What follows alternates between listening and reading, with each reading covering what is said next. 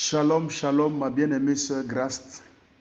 Je viens par la grâce du Seigneur ce matin encore pour témoigner de la bonté du Seigneur, notre Dieu, notre Seigneur Jésus-Christ de Nazareth. Alors, quand les 7 jours de jeûne sont passés et qu'on demandait la présence du Seigneur, nous sommes connectés, nous avons tout fait et rien ne s'est passé. Mais nous sommes restés constants. Et ça s'est trouvé que quand les 7 jours sont passés vis-à-vis de la santé de mon épouse, tout et tout, du diagnostic qui avait été dit à l'hôpital, tout et tout.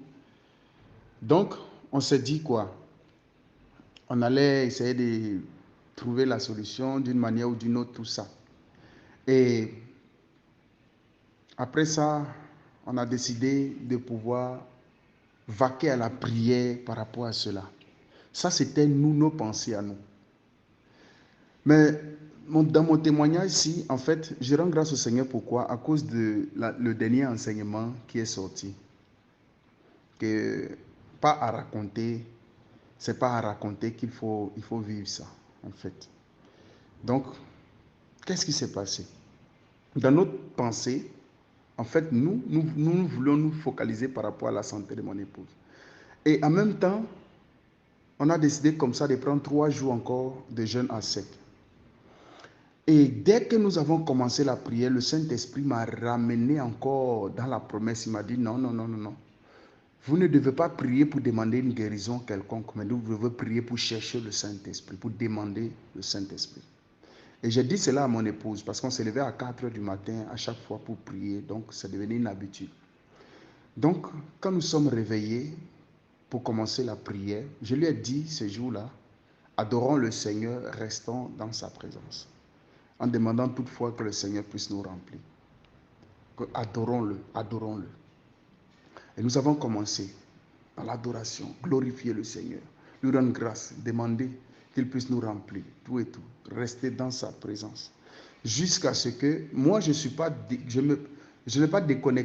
suis pas déconnecté en fait de l'objectif. Je suis resté focalisé sur l'objectif. Comme le frère est en train de dire, comme notre bien-aimé, le serviteur du Seigneur, est en train de dire maintenant là, dans cet enseignement. Je suis resté focalisé là, dans la demande. Jusqu'à ce... Et après, j'entends aussi des voix, parce que c'est moi et mon épouse qui prions. Donc j'entends, de l'autre côté, j'entends qu'elle est en train de se focaliser, en fait, sur sa situation de santé, que le Seigneur puisse la guérir, tout ça. Je dis, qu'est-ce qui se passe? C'est comme s'il fallait que je puisse sortir de la prière et lui dire, stop, ce n'est pas ce qu'il faut demander. Il faut demander ce pourquoi nous sommes là. Parce que le sujet, en fait, nous avons pris 3 jours de jeûne pour sa santé, mais arrivé dans la prière, le Seigneur nous ramène pour dire, non, ne demandez pas ça, mais demandez plutôt le Saint-Esprit et adorez le Seigneur. Donc, du coup, comme moi, je suis resté focalisé, c'est comme s'il fallait que je sorte pour lui dire non, d'arrêter. Mais non, je ne me suis pas occupé d'elle, bien vrai qu'elle continuait dans ces lancers-là. Moi, j'ai continué à taper jusqu'à près de 1 heure du temps. Subitement, tout a changé. Subitement, ça a changé dans la chambre. Il y a eu un vent glacé qui est venu sur moi comme ça. Et automatiquement, je ne pouvais plus me contrôler. Et c'est parti vraiment en larmes. J'ai commencé à pleurer, glorifier encore davantage le Seigneur. Et elle-même, elle a constaté que le Seigneur m'a visité. Et quand nous sommes sortis de la prière, je lui ai dit, mon épouse, tu vois, quand on devait commencer à prier, quel était le sujet de prière? Le sujet de prière. On avait dit qu'il fallait adorer le Seigneur et demander sa présence. C'est ça qui était le sujet de prière. On devait rester constamment dedans.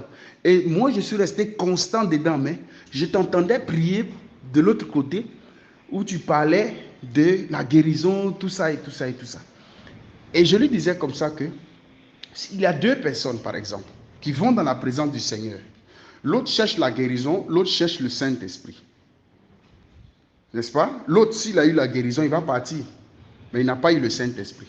Or, celui-ci, il a eu le Saint-Esprit. Or, s'il a le Saint-Esprit, la maladie n'est rien devant lui. Tu constates? Donc, il faut chercher celui qui a tout au lieu de chercher que la guérison. Tu vois, mon amour, ne fais pas ça comme ça. Et elle a compris. Elle a compris. Et directement, ça lui a donné de comprendre. En fait, ça lui a donné de comprendre de ne plus se focaliser sur les diagnostics que les médecins peuvent dire, qu'elle est malade ou quoi que ce soit. Ça, c'est à eux de voir cela. Parce que le Seigneur, si le Saint-Esprit te saisit, toutes ces choses-là, c'est terminé. C'est terminé. Le Seigneur peut te guérir ou ne pas te guérir. Ce qui est sûr, tu as le Saint-Esprit. C'est ce qui est le plus important. Donc, focalise-toi sur ce qui est plus important. Et par là, elle a compris et ça l'a fortifiée. Elle a commencé maintenant à s'approcher d'une autre façon maintenant, à ne plus regarder sur son corps ou à ne plus regarder ses faiblesses, mais de compter seulement sur le Saint-Esprit. Et le Saint-Esprit, par les jours qui ont suivi, l'a fortifié encore, lui a donné plus d'assurance. Le doute est parti du cœur et maintenant, elle est focalisée sur l'objectif. Et je crois par la grâce du Seigneur que le Seigneur va la visiter. J'avais voulu envoyer le message pour témoigner, mais je suis resté tranquille jusqu'à ce que par la grâce de Dieu, le serviteur du Seigneur est en train de témoigner de ça dans l'assemblée. Donc ça rejoint directement ce que moi j'ai vécu. Donc c'est pourquoi j'envoie maintenant ce message-là pour pouvoir fortifier les bien-aimés et les dire que de rester focalisé sur l'objectif. Parce que moi j'avais compris cela par la grâce du Seigneur. Que Dieu vous bénisse. Bonne journée.